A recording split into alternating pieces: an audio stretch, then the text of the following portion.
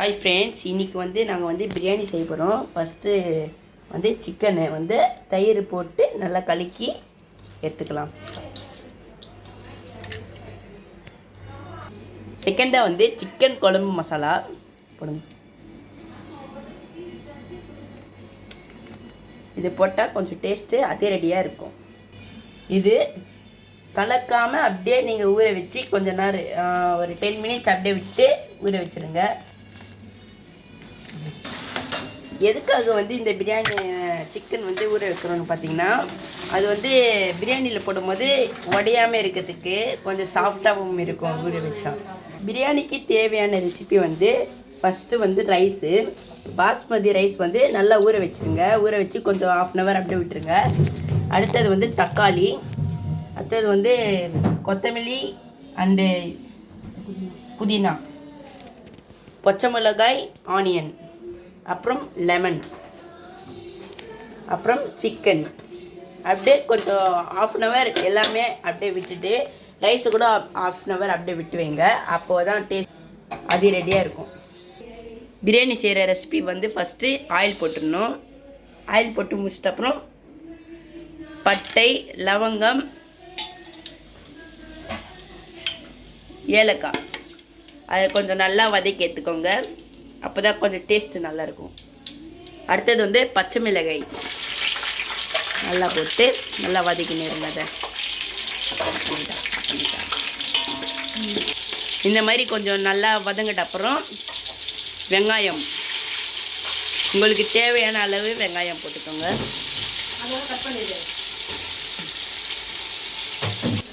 இது கொஞ்சம் நல்லா ரோஸ்ட் ஆகிற வரைக்கும் நல்லா வதக்கினே இருங்க.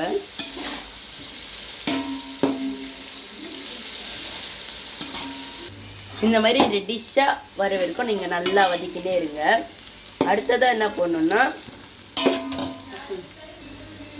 அடுத்ததாக இஞ்சி பூண்டு பேஸ்ட்டு. இஞ்சி பூண்டு பேஸ்ட் மட்டும் எப்படி செய்யணுன்னா, இந்த பூண்டு மட்டும் கொஞ்சம் எக்ஸ்ட்ரா போட்டு செஞ்சால் அந்த பிரியாணிக்கு டேஸ்ட்டாக இருக்கும். அது நல்லா வதக்கிடுங்க. அப்போ தான் இஞ்சி பூண்டு வாசனை வராது.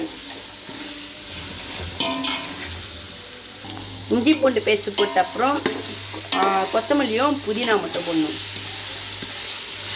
தேவையான அளவு கொஞ்சம் நிறையாவே போட்டுக்கோங்க. அப்போ தான் வாசனைக்கு கொஞ்சம் நல்லாயிருக்கும். அடுத்தது கல்லுப்பு உங்களுக்கு தேவையான அளவு போட்டுருங்க. அது கொஞ்சம் நல்லா வதக்கிட்ட அப்புறம் மிளகாய் தூள் போடணும்.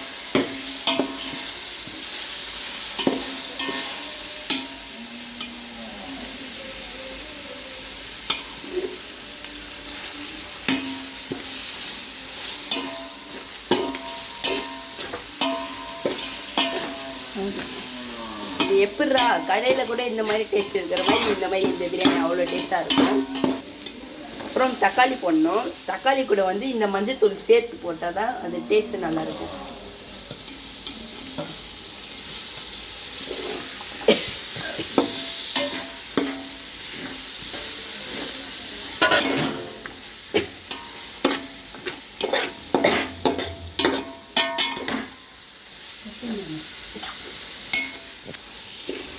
நல்லா வதங்கிட்ட அப்புறம் நம்ம ஊற வச்ச கறியை போடணும்.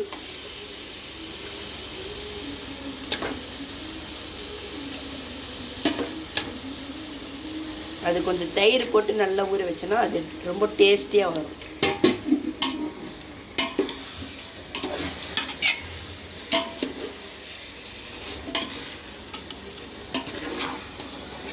நல்லா அது ரோஸ்ட் பண்ணிக்கோங்க.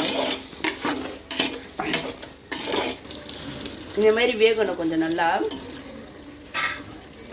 வேகிட்ட அப்புறம் இன்னும் கொஞ்சம் உப்பு போடுங்க.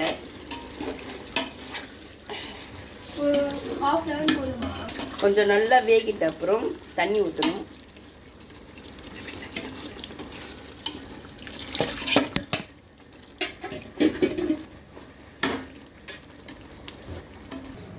அரிசி நம்ம ஊற வைக்கும் போது இப்போது தண்ணி நல்லா வெடிக்க வைக்கிறோமா, அது வெடிக்க வச்சு கொஞ்சம் ஊற வச்சா அரிசி உடையாமல் நல்லா டேஸ்ட்டாக வரும். பாருங்கள் எவ்வளோ நல்லா இருக்குது. இந்த மாதிரி 5 மினிட்ஸ் நல்லா கொதிக்கணும். கொதித்து முடிச்சோடனே கொதிச்சு முடிச்சோடனே இது ரைஸ் போடணும்.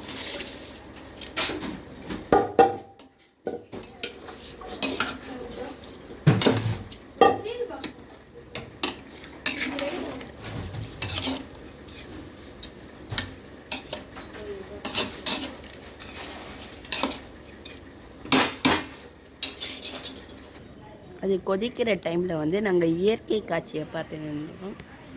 எப்படி இருக்குன்னு நீங்கள் பாருங்கள். அமேசிங். எப்படி இருக்குது பாருங்கள் கலர். நாங்கள் கலர் போட்டு இத்தனைக்கும் போடல.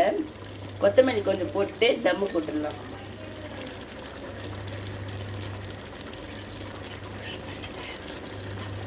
தம் விட்டுட்டு வெயிட் பண்ணுங்கள். அது எப்படி இருக்குன்னு பார்க்கலாம்.